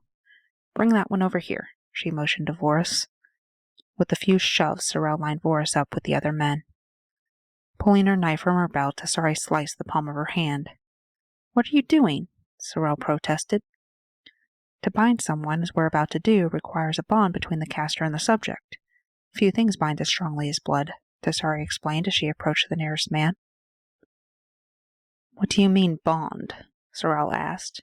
He looked like he was about to interfere, and I was in agreement. What was Tassari thinking? Blood oaths were powerful things and weren't intended for this sort of situation. It would bind her to these men for the rest of their lives. "Are you going to let me do this, or are you going to question every aspect? I'll remind you that this was your idea," Tassari scolded. "Yes, but I'm no sorcerer. I didn't know it would mean you binding yourself to these men. Either manners or lack of creativity keeping them from saying something else. If you wish for them to continue living, this is what must be done, unless you have an alternative or a change of heart." The implication was clear. If he didn't come up with an alternative solution, then Tassari would have no problem letting me have them. I really hoped he would have a change of heart, or that these idiots would refuse to take the vow. "Will this hurt you?" "No." Though that was technically true, holding these men to whatever vow she forced on them would be a strain on our magic, weakening her for a time, especially if they tried to fight it. Though his brows were still furrowed, Serel nodded his assent. Approaching the men, she went to the first in line. "Do you swear to never again commit violence except a necessity to save your own life?" The man's eyes traveled wearily from her face to her bloody hand to me, to which I gave a meaningful lick of my chops. "I swear." "You have to say the words," she instructed. Repeating after her, Tassari swiped her knife across his cheek and slapped her bleeding palm against it. "Hier vom Machtblum Lune Glum Kamdun." A stream of green magic poured into the cut, and it sealed before our eyes. "Is that it?" Serel asked skeptically. "Do you need a demonstration?" Tassari asked with an arrogant tilt of her head. "No, I just expected it to be flashier," Serel responded in what was probably the wisest way possible. "See for yourself." With a simple hand gesture, the green magic keeping the man in place dissipated, and he fell to his knees. With the skittering eyes of prey being hunted, the man unwisely lashed out at Tassari, but before he made contact, his hands changed course and gripped his head as he cried out in pain. "See?" Tassari gestured, gloating. "He can harm no one now." Leaving the man where he kneeled, she moved on to the next. Seeing his friend on the ground, this one was more reluctant, but a simple reminder of the alternative had him making the vow. The other two followed suit, though one came close to refusing before he relented, much to my disappointment. Sending the man away in turn, we finally came to the last, Vorus. "Now you're more complicated," Tassari muttered as she approached the wizard. "This spell won't work on you unless you allow it to. Once you're gone, you could work to dispel it. It might take you a while, but you'd eventually be free." The explanation was more for Serel's benefit than anyone else's. "I would need to bind your ability to use magic as well as violence. Given that you're a wizard, you really should anyway. It's a disgusting practice." Matt was putting it mildly. Wizardry required the siphoning of magic from other sources to get the power they needed, making them little more than magical leeches. Of all the men, this one I hoped the most would refuse. If he didn't, then I would have a decision to make, because there was no chance I was letting Tassari bind herself to a wizard. "Bind my magic. I'd rather die," Horace swore, spitting on her skirts. Tassari raised a brow at him. "That can easily be arranged. I'm doing this for Serel's benefit. You brought hired thugs to my home and attempted to take the life of one of my household. By Fey law, I have every right to kill you." So her mercy did have limits. Good. Her calm, direct delivery seemed to surprise the wizard. "I'll take no vow that will take my magic from me." "Very well, then," she granted, raising the dagger. "Wait," Serel interrupted. "He was given a chance," Tassari protested, finally being sensible as far as I was concerned. "Yes, but I brought him here. It's my responsibility," the knight argued. Tassari scrutinized him for a moment before lowering the dagger. "Very well, I'll leave him to you." She turned her back and headed toward the cottages. "Come, my lord, I'll see to your wounds." Serel. I watched as Tassari and the dragon left, leaving me with a bound and pissy wizard. You're not really going to kill me, Boris objected. We're friends, are we not? A thread of hope making its way into his voice. Just let me go. You'll never see me again, he wheedled. Trying to keep my face inscrutable, I contemplated my former companion. I'd recognized the man holding Tassari before I shot him. Senric was notorious for using any and all means to get what he wanted, such as taking hostages. So notorious that he was wanted in several provinces for murder, and Boris had brought him and others here, where Tassari lived, knowingly placing her and the little ones in danger, and for what? Come now, Serel, you're not going to end our lucrative partnership over a woman, especially one that's not even human. We can still kill the dragon and take the treasure. She's nothing, just a... In a sweep so fast the wizard likely didn't see it coming, I beheaded him. Staring at the head rolling on the ground, I confessed, I never really liked you that much. But that didn't mean Boris and the others didn't deserve a proper burial, so gathering the bodies, I carried them away to the woods. Chapter 11. Zyvir. I bit my tongue until we were out of the night's hearing. Switching to human form, I quickly regretted it as the pain from my injuries was magnified in the smaller body. Zyvir? Tassari inquired, reaching forward to assist when I stumbled. I'm fine. Regaining my balance, I demanded, What did you think you were doing? She pulled her hand away as though I'd burned her. I beg your pardon? That, back there. What were you thinking binding that many to you? With a blood oath. And such a useless one at that. It was one thing to perform a reckless act, but it had to at least serve a purpose. They can't cause anyone harm now, just as Serel wanted. The debt for his timely rescue paid. And you could have objected at any time. It's useless for you to complain after the fact, she pointed out, refusing to acknowledge the foolishness of her actions as she continued to guide me toward the cottage that held her personal quarters. But that won't keep them from selling what they know, I pointed out. When word got around, we could very well become inundated with treasure hunters. And what do they know? That a dragon has a hoard and you have to kill the dragon to get it? How many do you think are going to pick up that challenge? Especially once they realize what happened to those who tried. That stopped me in my tracks. You did this to send a message. I wasn't sure if I should call her moronic or clever. If you're around humans enough, you begin to realize that bad news will always outpace the good. By the time anyone hears about the gold, they'll also hear about the deaths and what happened to the survivors. No one will come looking after that. All right, maybe not such a foolish thing. But someone might still try. You may be able to care for yourself, but what of the children? Becca, Kova, Laurel, Isa. I prodded, naming the youngest of the little ones. She stopped at the doorway. I'll find a way to protect them, she swore before proceeding inside. I had yet to be invited into her personal sanctum. Even the children weren't allowed inside, but for very specific circumstances. Getting a look around, I could see why. I'd wondered what tendencies she possessed from the dragon side of her heritage, and the room gave the answer. She was as much a hoarder as any dragon, her walls lined with shelves that held a vast collection of magical devices and ingredients. Of the few I could identify, some were things that didn't belong in the hands of adults, let alone children. This was significant. An olive branch, maybe? She could have taken me anywhere to finish seeing to my injuries, but she'd brought me here. It soothed the edges of my wounded ego. Sit, she instructed, pointing at a stool as she strode over to a table piled with vials, jars, and various instruments. Watching as she measured and mixed, I didn't interrupt. That was a sure way to end up with poison instead of a healing draught, if that's what she was making. Leaving the mixture over a fire to decoct, she turned her attention to me. You mean we'll find a way to protect them, I corrected before she could say anything. Had she forgotten our agreement already? Her eyes narrowed, that skeptical mind calculating. You sound like you have a suggestion, she encouraged, leaning back against the table. Leave here. Make sure anyone they guide back will find nothing but an empty field. It made the most sense. And where would we go? Shifting uncomfortably, I suggested, You could come live with me.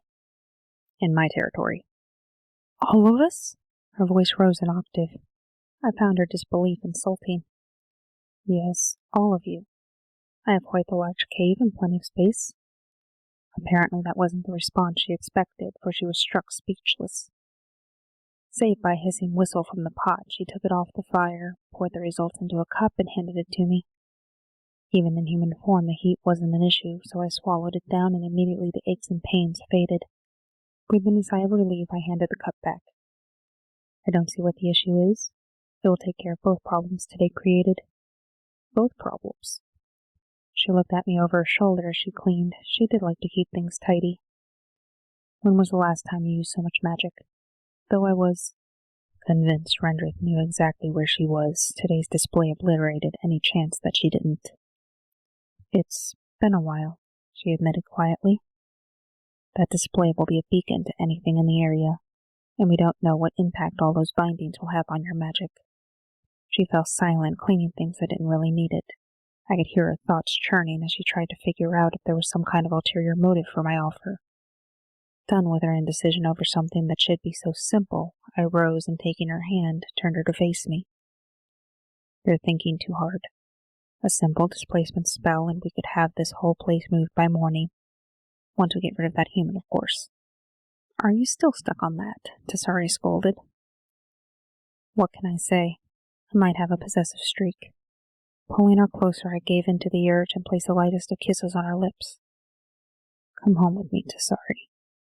I breathed softly, the air teasing her skin. A tremor racked her frame. All right. The agreement was barely audible. Serel. It was late, the children already in bed when I returned, but I found Tassari and the dragon still in the dining hall, him looking as healed and healthy as ever. They stopped speaking when I entered the room.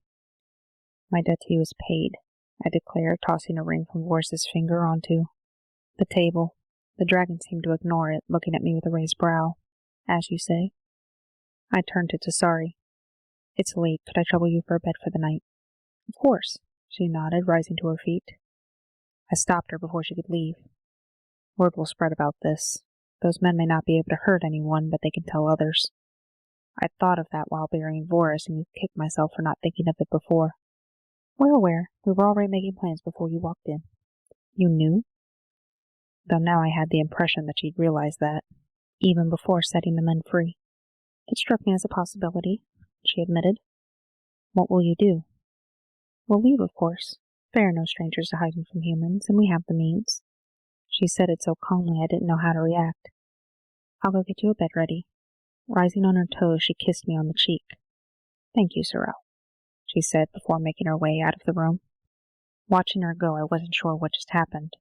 Was that an act of affection, gratitude, or a goodbye? I would never understand women. Hearing the dragon move, I shifted my attention that way, and he looked none too happy. That it had upset him had me holding back a smug smile, though from his expression I wasn't entirely successful. Zyvir. The knight clearly had no clue what gift he'd been given. They did not say thank you for a good reason. It insinuated a debt was owed. Tassari now owed the knight a favor, and she put no limits on it, which meant he could ask her anything and she would have to grant it. And she knew that, which meant she'd done it on purpose. What was she up to? No matter. He would leave tomorrow, and she would likely never see him again. At least, if I had anything to say about it. With nothing to say to each other, we waited in silence until Tassari returned. I have a bed for you if you'll follow me. I stayed where I was until she returned. Don't glower so, she chided. What were you thinking? Again. I wish to know if anything happens to him. The death bond will ensure that. And if he ever figures out what you did, the thought of what a human could ask for from someone with Tassari's resources. She crossed her hands in front of herself. Unlikely, but even if he does, I have no fear. Serel's an honorable enough man. I should eat him. Restraining a laugh, she chided.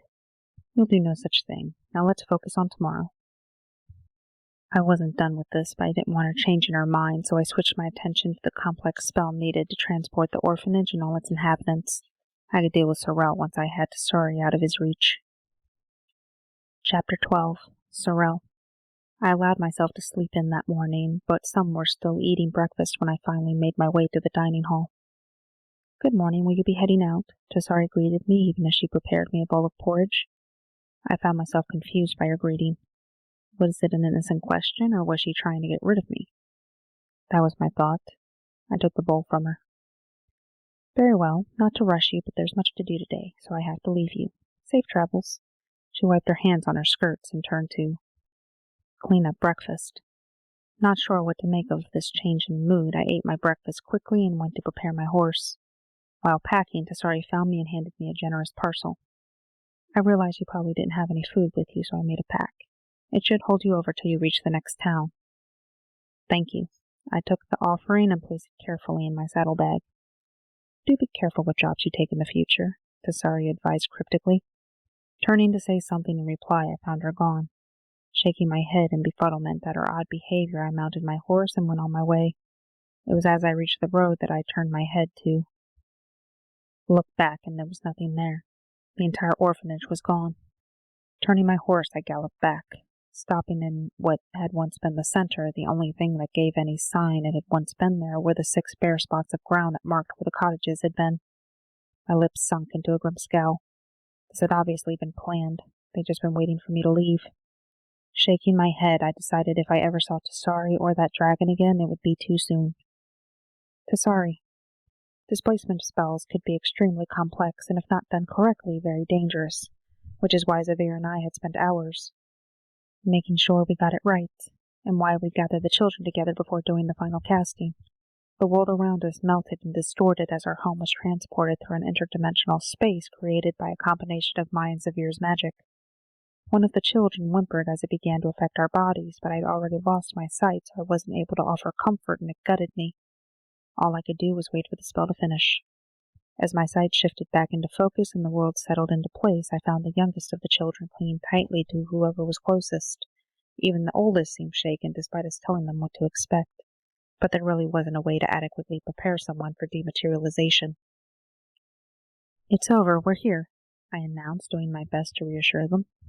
Becca cried, but before I could do anything, she was in Zyvir's arms, quieting as he soothed her. Focusing on the others, I encouraged them toward the door. Let's go see our new home. Shifting their attention to the bright sunlight coming in from outside, the children ran, walked, or shuffled, depending, the youngest clinging to me or Zyvir as we guided them. Stepping outside, all in all, things weren't that different. We'd repositioned the cottages so they made more of a horseshoe than a circle, and instead of clay, the ground was smashed greenery, though the goats would change that soon enough. The trees were closer, providing much welcome shade, and a pond was to the side. We'd have to do something about that before one of the young ones fell in, and behind us a rock face with a cave rested above, Zyvir's lair. I still had misgivings that this was a good idea, but the children's happy faces as they explored and Zyvir's look of contentment while rocking Becca loosened the tight feeling in my chest. Looking toward me, Zyvir frowned. Something wrong? Not for the first time, I wished I didn't have such an expressive face. No, it's perfect, though we'll have to teach the children to swim with the water. He had the gall to smirk at me. Trying to find fault already. You do have a hard time accepting when good things happen, but I'll change that. I scowled. Part of me wanted to accept that he had good intentions, but decades at court had taught me there was always a hidden motive. Zyvir. Tassari's hesitancy made me want to hurt someone. Who had taught her such cynicism that she couldn't accept good fortune when it fell in her lap? If I ever found out, they would pay. With Becca nearly asleep in my arms, I strode carefully over to Tassari and leaned in close. Welcome home, I murmured in her ear. I didn't let the blank look she gave bother me. She and the children were in my territory, and I was satisfied for the first time since I met them, making any resistance she may have well worth the effort to overcome it. Why I'd latched onto them was still a mystery to me, but it was a mystery I no longer cared about solving. They were here, and that was just the way it had to be. Shifting my focus back to the children, Kuska, Melvin, and Cassie had found the water and were splashing about. I'd once considered the pond small, as I could barely fit if I wanted to soak, but it was more than big enough for one of the children to harm themselves, so Tassari's determination that swim lesson would be needed was correct. The woods were safe, my mere presence deterring any predators that might think to use my territory as a hunting ground, and any fae that dared to live close by wouldn't be a danger. We'd left the children to explore a few minutes more, but Tassari soon called them into the main cottage for their daily schooling. They whined and grumbled, but a stern glare had them marching to their lessons. "You too, little one," she murmured to Becca. "No," she yelled, blasting my ear. "Time for your lessons," I repeated, lowering her until she had to stand on her own 2 feet or fall. "Off you go." She pouted but didn't argue as she followed the others. "I'll be inside if you need me. I've been gone for a spell, so I should check to make sure nothing's been tampered with," I said to Tassari, who graced me with a grateful smile. "What?" I asked, confused by her expression. "Nothing. It's just you being so good with the children keeps surprising me," she admitted reluctantly before heading for the cottage herself. I suppressed a smirk. It hadn't taken a genius to figure out the way to Tassari's good graces was through the children. Not that I would treat them any differently if they weren't, and I was already contemplating things I could do in the future. But my mission for the moment was to check my home. I left a barrier spell to protect it, but they weren't foolproof.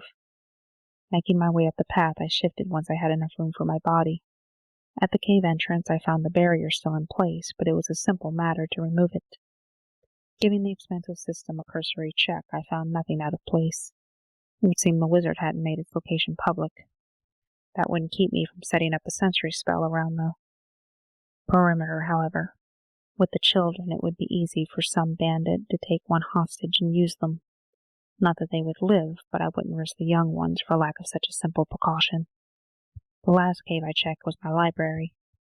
Though most of my hoard was your standard gold, silver, and assorted gems, I branched out around my 4th century into books and other rare items that didn't fall into one of those categories. Most of them were rare tombs that would probably interest Tassari. We weren't near any towns or villages, so anything we needed would have to be made or conjured. Tassari believed teaching the children that magic was an easy solution to their problems was a bad one, and I didn't disagree. We would have to find an agreeable balance. But for now, the children were at their lessons, and I had the afternoon to myself. So I went to the ledge outside of my cave and crawled up in the sun. Looking below, I wanted to coo in contentment. Everything right in the world as far as I was concerned. There were still obstacles to deal with, but those could wait for another day. If you'd like to hear more of Zyvir, Tassari, and Serel's story, like, subscribe, and leave a heart in the comments. Written and narrated by Temperance Quill. Edited by Editing by Elizabeth. If you care to help support this channel, please like and subscribe, and you can sign up for our Patreon for as little as $1 a month, or Venmo at Temperance Quill. Links in the description.